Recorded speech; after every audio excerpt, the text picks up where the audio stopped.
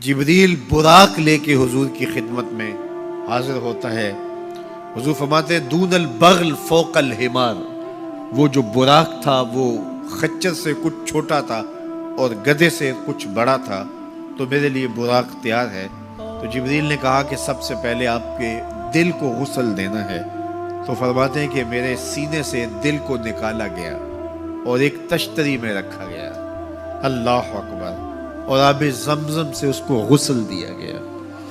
جب دل کو غسل دیا گیا تو جبریل نے حضور کے قلب اطہر کو دیکھا تو حیران ہو گئے اور بے ساختہ پکار اٹھے۔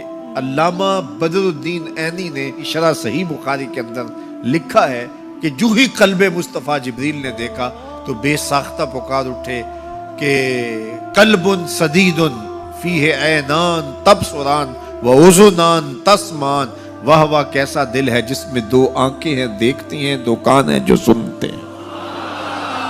ایسا دل کائنات میں پہلے کسی نے نہیں دیکھا، نہ کسی کا ہوا ہے، جس میں آنکھیں بھی ہوں، جس میں کان بھی ہوں۔ جو قصیدہ پڑھا جاتا ہے مصطفیٰ جان رحمت پہ لاکھوں سلام، اس پورے قصیدہ سلامیہ کے اندر حضور کے ایک ایک عضو کی تعریف کی گئی ہے۔ کبھی ہونٹوں کا ذکر کرتے ہیں، پتلی پتلی گلے قدس کی پتیاں، ان لبوں کی نزاکت پہ لاکھوں سلام۔ کبھی ہاتھوں کا ذکر کرتے ہیں، ہاتھ جس سمت اٹھ گئے غنی کر دیا، بحر موج سماحت پہ لاکھوں سلام۔ کبھی بازوؤں کا ذکر کیا، جن کو بارے دو عالم کی پرواہ نہیں، ایسے بازو کی طاقت پہ لاکھوں سلام۔ کبھی سر کا ذکر کیا، جس کے آگے سرے سروراں خم رہے، اس سرے تاج رفعت پہ لاکھوں سلام۔ کبھی حضور کی مبارک بینی کا ذکر کیا، کبھی آنکھوں کا تذکرہ کیا، کبھی حضور علیہ السلام کی مبارک زلفوں کا ذکر کیا، ایک ایک عضو کا ذکر کیا۔ چلتے چلتے جب دل پہ آئے تو اعلی حضرت کا قلم نہیں رک جاتا اور سوچتے ہیں کیا لکھوں، اور اعلی حضرت بولے دل سمجھ سے ورا، دل سمجھ سے ورا، مگر یوں کہوں غنچائے راز وحدت پہ لاکھوں سلام۔ دل سمجھ سے بالا ہے لیکن یوں کہہ دیتا ہوں اللہ کے رازوں کا امین ہے تو وہ قلب مصطفیٰ ہے صلی اللہ علیہ وسلم۔ تو حضور علیہ السلام کا مبارک قلب اطہر جب نکالا گیا تو جبریل نے کہا قلب وقی فیہ عینان تبصران و اذنان تسمعان، واہ واہ کیسا دل ہے جس میں دو آنکھیں ہیں جو دیکھتی ہیں، دو کان ہیں جو سنتے ہیں۔ حضور کی آنکھیں ہماری آنکھوں جیسی نہیں ہیں، نہ ہماری آنکھیں حضور کی آنکھوں جیسی ہیں۔ ہماری آنکھوں کے اندر تو میل کچیل آتا ہے، حضور کی آنکھوں میں مازاق کے کجلے لگے تھے۔ مست آنکھیں رضا مازاق کے کجلے والی، مست آنکھیں رضا مازاق کے کجلے والی، گر میری سمت بھی اٹھیں تو مقدر جاگے، گر میری سمت بھی اٹھیں تو مقدر جاگے۔ تو حضور کی مبارک آنکھیں، اللہ اکبر، کیا خوب سجن دیاں اکھیاں نے، کیا خوب سجن دیاں اکھیاں نے، جویں پر کے سرائیاں رکھیاں۔ سارے نبیوں کی زندگیوں کا مطالعہ کیجئے،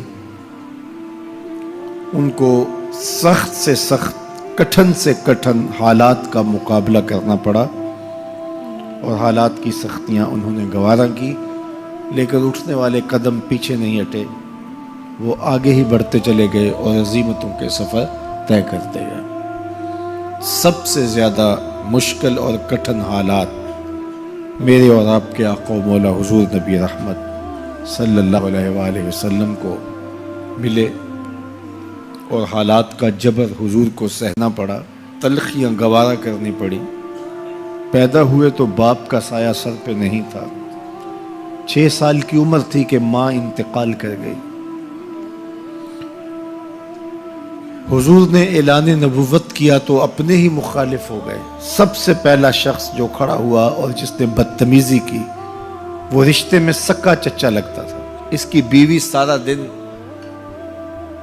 جا کے جنگل میں کانٹے جمع کرتی تھی، ام جمیل، اور جن راہوں سے حضور نے گزرنا ہوتا ان راہوں میں بکھیر دیتی۔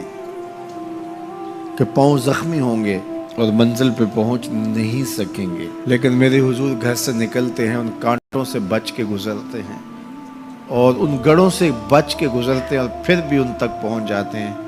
کھود لیے گڑھے، بچھا لیے کانٹے، آ گیا ہوں تمہارے پاس پیغام آ کے۔ عقبہ بن ابی معیط حضور کے گلے میں کپڑا ڈال کے تو دیتا ہے، حضور کے گھر کے سامنے کوڑا پھینک جاتے ہیں، اجنیاں حضور علیہ السلام کے بدن میں حالت سجدہ میں ڈال دی جاتی ہیں۔ اور یہ وہی ایام ہیں کہ حضور کا شفیق چچا کفار کی ریشہ دوانیاں بڑھتی ہیں تو بولتے ہیں کل ما اجبتا، میرے بھتیجے جو تمہارے من میں آتا ہے کہو، میں جو ہوں تمہاری پشت پہ کھڑا ہوں میں۔ ان کا بھی انتقال ہو جاتا ہے، جناب ابو طالب بھی انتقال کر جاتے ہیں۔ ایک ایسی ہستی جو حضور پہ جان نچھاور کرتی ہیں اور کوئی بھی تکلیف ہوتی ہے تو حضور ان سے بات کرتے ہیں تو دل کا بوجھ ہلکا ہوتا ہے۔ وہ ہے زوجہ رسول سیدہ خدیجۃ الکبریٰ رضی اللہ تعالی عنہا۔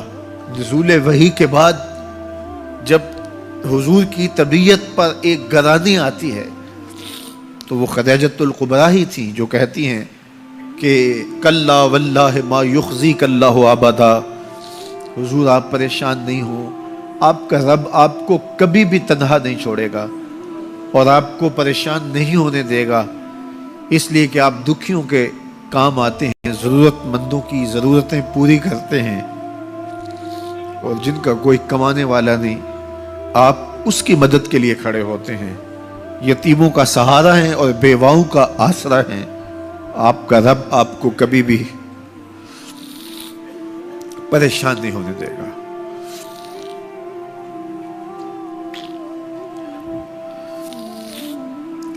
سیدہ خدیجۃ الکبریٰ کا بھی انتقال ہو جاتا ہے، جو ہر مشکل وقت میں ڈھارس بندھاتی تھی،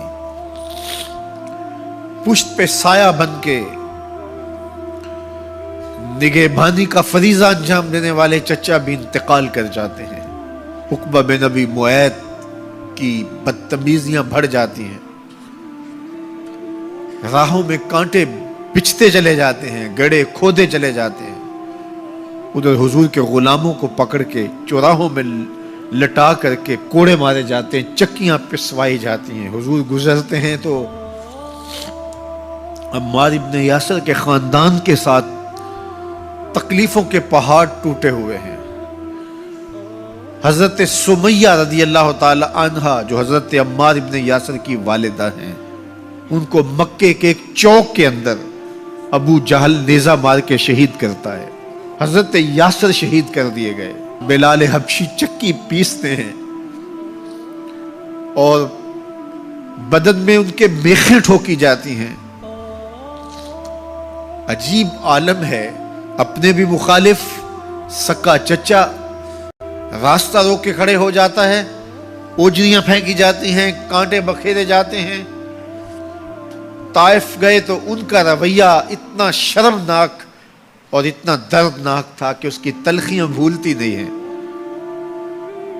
اللہ کے محبوب ایک دن حرم میں آئے اور وہیں ام ہانی کے گھر جو حرم کے بالکل قریب تھا رک گئے۔ فرماتے ہیں آنا بین النوم والیقظہ، میں نہ تو ابھی سویا تھا نہ ابھی جاگ رہا تھا، میری درمیانی کیفیت تھی۔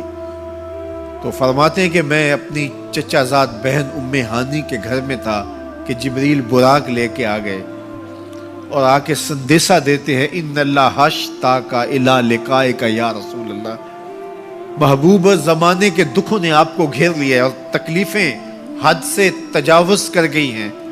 رب کہتا ذرا آؤ نا میں رخ سے نقاب اٹھاؤں اور آپ کو جلوہ کرا کے سارے غم غلط کر دوں اور سارے دکھ دور کر دوں۔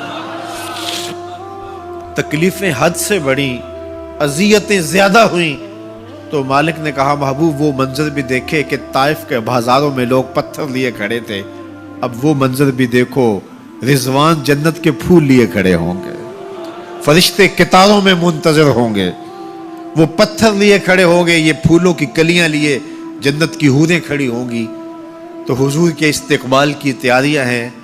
جبریل براق لے کے حضور کی خدمت میں